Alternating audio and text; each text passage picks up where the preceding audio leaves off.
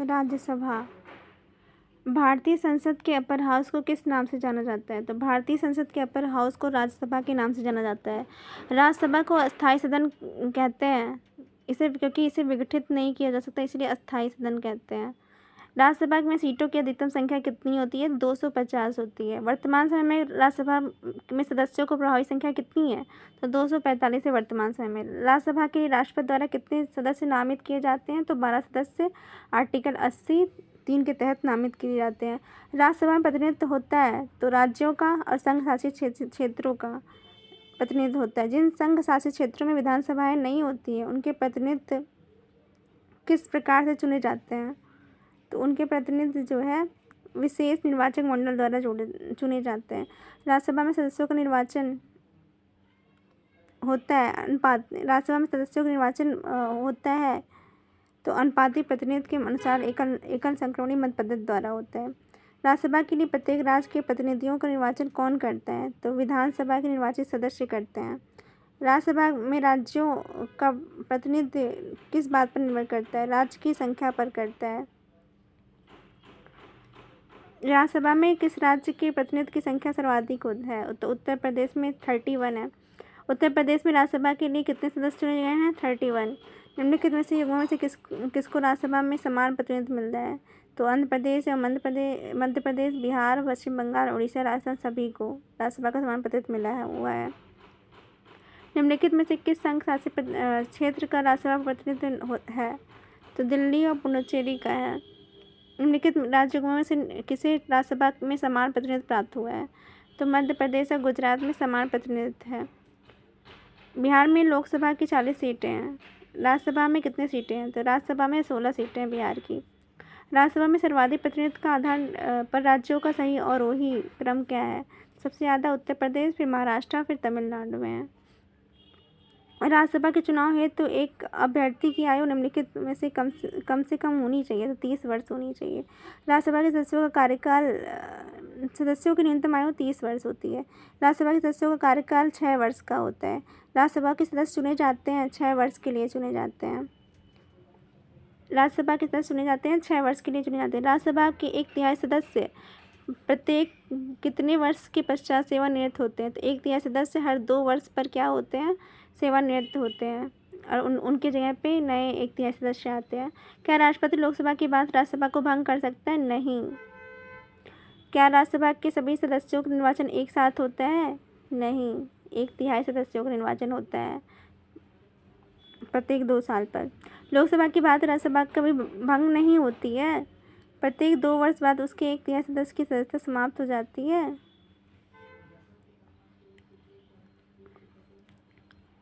निम्नलिखित में से कौन सा कथन सही नहीं है?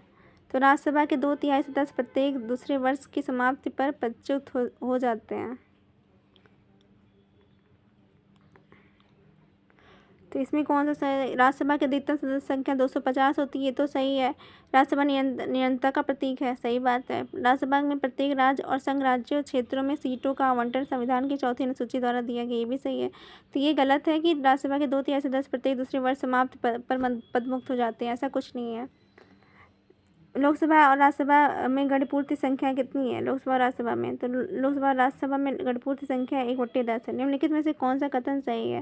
राज्यसभा के सभी सदस्य का निर्वाचन राज्यों की विधानसभाएं करती हैं, गलत बात है।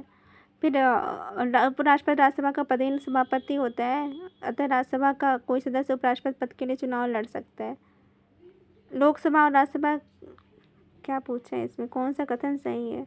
लोकसभा और राज्यसभा में एक बात में अंतर है कि लोकसभा का निर्वाचन कोई भी प्रत्याशी भारत के किसी भी राज्य से लड़ सकता है, परंतु राज्यसभा का प्रत्याशी सामान्यतः वही होना चाहिए जहां से वह प्रत्याशी बन रहे हैं, ये गलत बात है।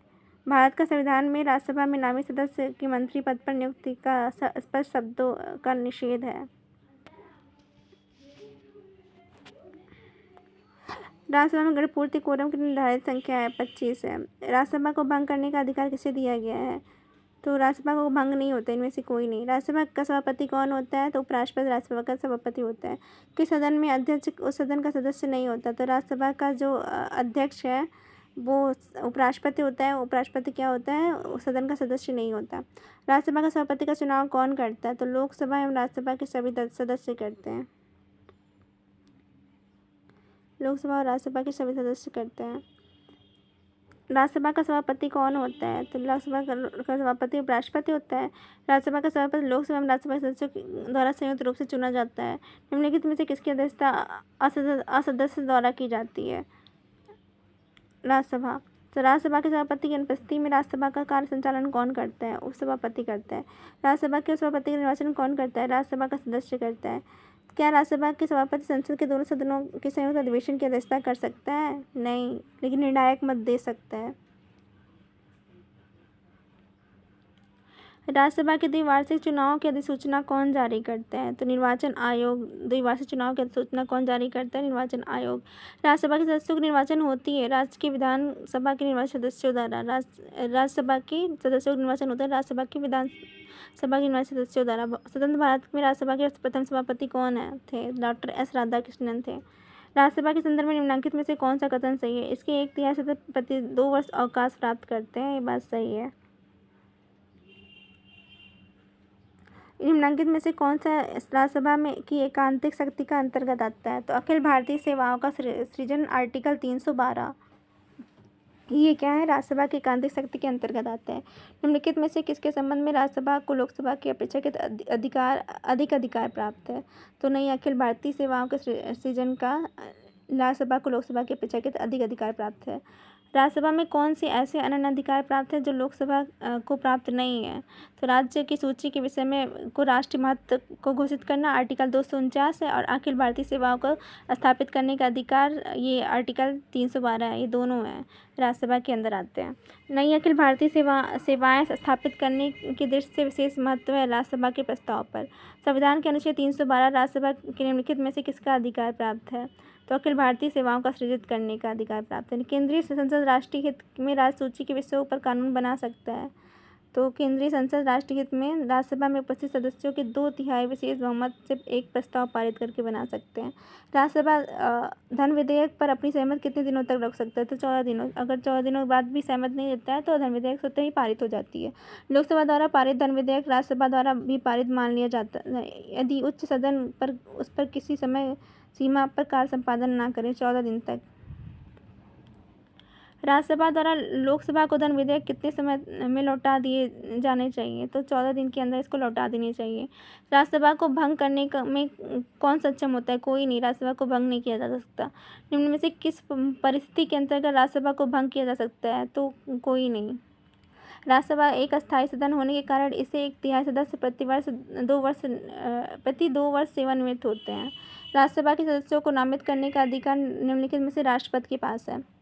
नामित करने का अधिकार राष्ट्रपति के पास है, और ये आर्टिकल 80(3) के अंतर्गत। राष्ट्रपति द्वारा राज्यसभा के लिए कला, साहित्य आदि क्षेत्रों में सदस्यों को मनोनीत करने का व्यवस्था भारतीय संविधान के आर्टिकल 80 में दिया गया है।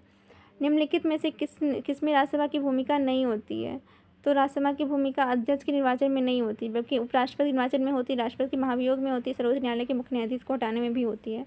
राज्यसभा को भंग नहीं किया जा सकता। राज्यसभा एक अस्थायी सदन है।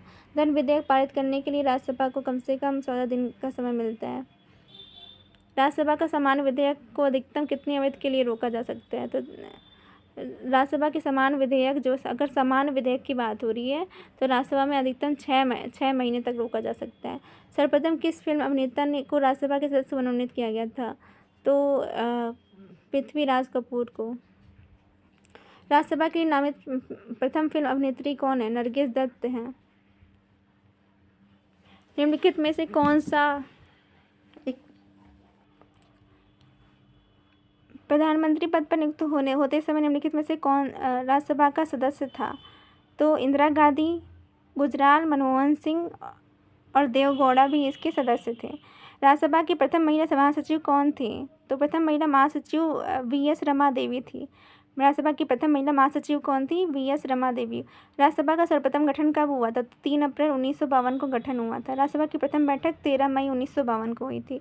राज्यसभा के पहले समूह की सेवानिवृत्ति कब हुई, तो 2 अप्रैल 1954 को पहले समूह की सेवानिवृत्ति हुई, 2 अप्रैल 1954 को। राज्यसभा कब भंग की जा सकती है? तो राज्यसभा को कोई भंग नहीं कर सकता। राज्यसभा के बारे में निम्नलिखित में से कौन सा कथन सही है? राज्यसभा की अधिकतम अनुज्ञेय संख्या 250 है। राज्यसभा 238 सदस्य राज्यों और संघ शासित क्षेत्रों से अप्रत्यक्ष रूप से निर्वाचित होते हैं। अखिल भारतीय सेवाओं का सृजन जैसे मामले में इसकी लोकसभा के समान रूप में विधायी शक्तियाँ हैं। तो केवल पहला और दूसरा सही है। अखिल भारतीय सेवाओं का सृजन बस राज्यसभा को शक्ति प्राप्त है, लोकसभा को नहीं। हमारे संविधान के अनुसार राज्यसभा का कार्यकाल समाप्त होने का विषय ही नहीं है। राज्यसभा के सदस्य बनने हेतु अर्हता के संदर्भ में निम्नलिखित अभिकथनों पर विचार कीजिए तथा उसके नीचे दिए गए कोट को सही उत्तर चुनिए। तो केवल पहला और दूसरा सही है। उम्र कम से कम 30 वर्ष होना चाहिए जहाँ से अभ्यर्थी को निर्वाचित किया जाना चाहिए।